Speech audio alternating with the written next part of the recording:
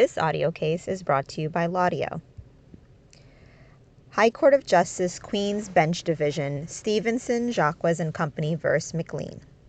Where negotiations for the sale of goods are pending between parties, and an offer of terms is made by one party, such offer remains in force as a continuing offer until the time for accepting or rejecting it has arrived, unless it be revoked before acceptance. And a revocation, in order to be operative, must be communicated to the other party before he dispatches his acceptance. This is an action for non-delivery of a quantity of iron which it was alleged the defendant contracted to sell to the plaintiffs at 40 shillings per ton net cash. The trial took place before me at the last assizes at Leeds, when a verdict was given for the plaintiffs, subject to further consideration on the question whether, under the circumstances, the correspondence between the parties amounted to a contract, and subject also, if the verdict should stand, to a reference, if required by the defendant, to ascertain the amount of the damages. The plaintiffs are makers of iron and iron merchants at Middlesbrough. The defendant, being possessed of warrants for iron which he had originally bought of the plaintiffs, wrote on the 24th of September to the plaintiffs from London, where he carries on his business. Open quote, I see that number 3 has been sold for immediate delivery at 39 shillings, which means a higher price for warrants. Could you get me an offer for the whole or part of my warrants? I have 3,800 tons, and the brands you know. Close quote. On the 26th, one of the plaintiffs wrote from Liverpool. Open quote, your letter has followed me here. The pig iron trade is at present very excited, and it is difficult to decide whether prices will be maintained or fall as suddenly as they have advanced. Sales are being made freely for forward delivery chiefly, but not in warrants. It may, however, be found advisable to sell the warrants as maker's iron. I would recommend you to fix your price, and if you will write me your limit to Middlesbrough, I shall probably be able to wire you something definite on Monday. Close quote. This letter was crossed by a letter written on the same day by the clerk of one Fossick, the defendant's broker in London, and which was in these terms, open quote, referring to R.A. Machen's letter to you, Ray Warrants. I have seen him again today, and he considers 39 shillings too low for same. At 40 shillings, he says he would consider an offer. However, I shall be obliged by your kindly wiring me, if possible, your best offer for all or part of the warrants he has to dispose of. Close quote. On the 27th, Saturday, the plaintiff sent to Fossick the following telegram. Open quote, cannot make an offer today. Warrants rather easier. Several sellers think might get 39 shillings and 6 pence if you could wire firm offer. Subject reply, Tuesday, noon, close quote. In answer to this, Fossick wrote on the same day. Open quote, your telegram duly to hand, Ray Warrants. I have seen Mr. Machen, but he is not inclined to make a firm offer. I do not think he is likely to sell at 39 shillings and 6 pence, but will probably prefer to wait. Please let me know immediately you get any likely offer. Close quote. On the same day, the defendant, who had then received the Liverpool letter of the 26th, wrote himself to the plaintiffs as follows. Open quote, Mr. Fossick's clerk showed me a telegram from him yesterday, mentioning 39 shillings for number 3 as present price, 40 shillings for forward delivery. I instructed the clerk to wire you that I would now sell for 40 shillings net cash open till Monday. Close quote. No such telegram was sent by Fossick's clerk. The plaintiffs were thus, on the 28th, Sunday, in possession of both letters, the one from Fossick stating that the defendant was not inclined to make a firm offer, and the other from the defendant himself to the effect that he would sell for 40 shillings net cash and would hold it open all Monday. This, it was admitted, must have been the meaning of, open quote, open till Monday, close quote. On the Monday morning at 9:42, the plaintiffs telegraphed to the defendant, open quote, please wire whether you would accept 40 for delivery over 2 months, or, if not, longest limit you would give, close quote. This telegram was received at the office of Moorgate at 10 10 a.m. and was delivered at the defendant's office in the Old Jewry shortly afterwards. No answer to this telegram was sent by the defendant, but after its receipt he sold the warrants through Fossick for 40 shillings net cash and at $1.25 off a telegram to the plaintiffs. And at $1.25 sent a telegraph off to the plaintiffs. Open quote, have sold all my warrants here for 40 net today. Close quote. This telegram reached Middlesbrough at 1:46 and was delivered in due course. Before its arrival at Middlesbrough, however, and at 1:34, the plaintiffs telegraphed to defendant, open quote, have received your price for payments next Monday. Write you fully by post, close quote.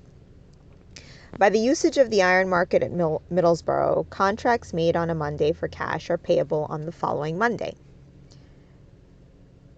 At 2:06 on the same day, after receipt of the defendant's telegram announcing the sale through Fossick, the plaintiffs telegraphed, have your telegram following our advice to you of sale per your instructions, which we cannot revoke, but rely upon your carrying out, close quote.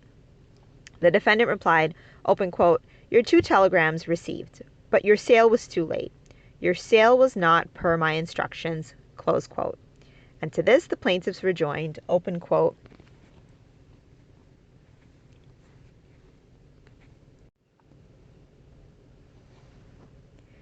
your sale was not per my instructions, close quote. And to this, the plaintiffs rejoined, open quote, have sold your warrants on terms stated in your letter of 27th, close quote. The iron was sold by the plaintiffs to one Walker at 41 shillings and 6 pence, and the contract note was signed before 1 o'clock on Monday. The price of iron rapidly rose, and the plaintiffs had to buy in fulfillment of their contract at a considerable advance on 40 shillings. The only question of fact raised at the trial was whether the relation between the parties was that of principal and agent or that of buyer and seller. The jury found it was that of buyer and seller, and no objection has been taken to this finding. 2 objections were relied on by the defendant. First, it was contended that the telegram sent by the plaintiffs on the Monday morning was a rejection of the defendant's offer and a new proposal on the plaintiff's part, and that the defendant had therefore a right to regard it as putting an end to the original negotiation. Looking at the form of the telegram, the time when it was sent, and the state of the iron market, I cannot think this is its fair meaning. The plaintiff Stevenson said he meant it only as an inquiry, expecting an answer for his guidance, and this, I think, is the sense in which the defendant ought to have regarded it. It is apparent throughout the correspondence that the plaintiffs did not contemplate buying the iron on speculation, but that their acceptance of the defendant's offer depended on their finding someone to take the warrants off their hands. All parties knew that the market was in an unsettled state, and that no one could predict at the early hour when the telegram was sent how the prices would range during the day. It was reasonable that, under these circumstances, they should desire to know before business began whether they were to be at liberty in case of, and to make any and what concession as to the time or times of delivery, which would be the time or times of payment, or whether the defendant was determined to adhere to the terms of his letter. And it was highly unreasonable that the plaintiffs should have intended to close the negotiation while it was uncertain whether they could find a buyer or not, having the whole of the business hours of the day to look for one. Then again, the form of telegram is one of inquiry. It is not, I offer 40 for delivery over 2 months, which would have likened the case to Hyde vs. Wrench, where one party offered his estate for 1,000 shillings and the other answered by offering 950 shillings. Lord Langdale, in that case, held that after the 950 shillings had been refused, the party offering it could not, by then agreeing to the original proposal, claim the estate, for the negotiation was at an end by the refusal of his counter-proposal. Here, there is no counter-proposal.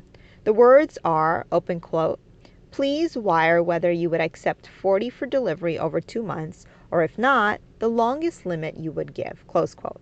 There is nothing specific by way of offer or rejection, but a mere inquiry, which should have been answered and not treated as a rejection of the offer. This ground of objection therefore fails. The remaining objection was one founded on a well-known passage in Pothier, which was supposed to have been sanctioned by the Court of Queen's Bench in Cook v. Oxley, that in order to constitute a contract, there must be the assent or concurrence of the two minds at the moment when the offer is accepted. And if, when the offer is made and time is given to the other party to determine whether he will accept or reject it, the proposer changes his mind before the time arrives, although no notice of the withdrawal has been given to the other party, the option of accepting it is gone. The case of Cook v. Oxley does not appear to me to warrant the inference which has been drawn from it, or the supposition that the judges ever intended to lay down such a doctrine. The declaration stated a proposal by the defendant to sell to the plaintiff 266 hogsheads of sugar at a specific price, that the plaintiff desired time to agree to or dissent from the proposal till 4 p.m, and that defendant agreed to give the time and promised to sell and deliver if the plaintiff would agree to purchase and give notice therefore before 4 o'clock. The court arrested the judgment on the ground that there was no consideration for the defendant's agreement to wait till 4 o'clock, and that the alleged promise to wait was nudum pactum. All that the judgment affirms is that a party who gives time to another to accept or reject a proposal is not bound to wait until the time expires. And this is perfectly consistent with legal principles and with subsequent authorities, which have been supposed to conflict with Cook v. Oxley. It is clear that a unilateral promise is not binding, and that if the person who makes an offer revokes it before it has been accepted, which he is at liberty to do, the negotiation is at an end. See Routledge v. Grant.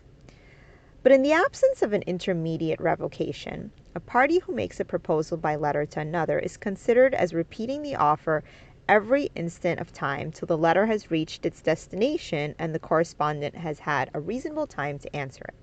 Adams v. Lindsell.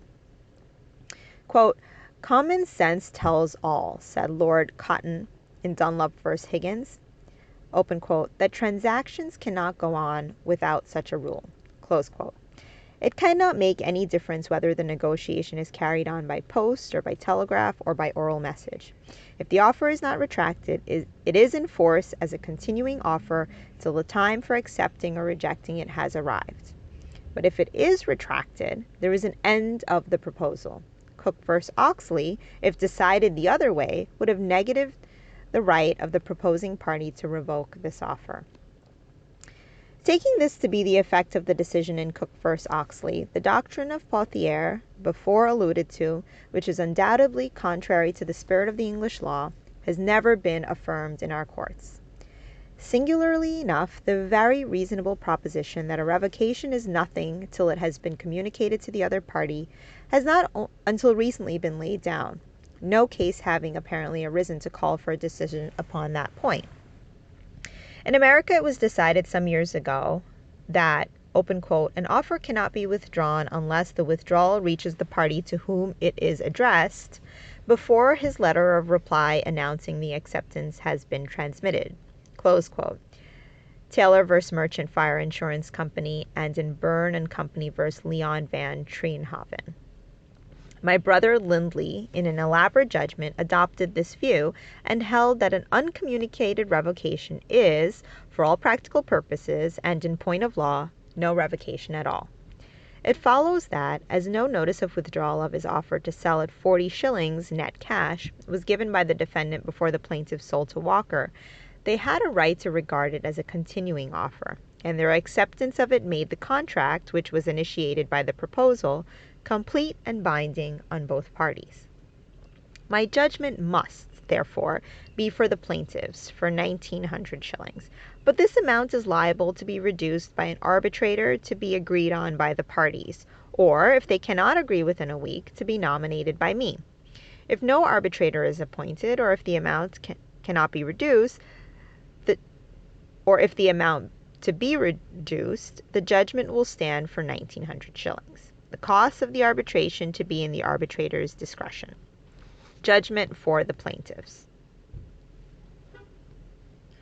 This audio case was brought to you by Laudio.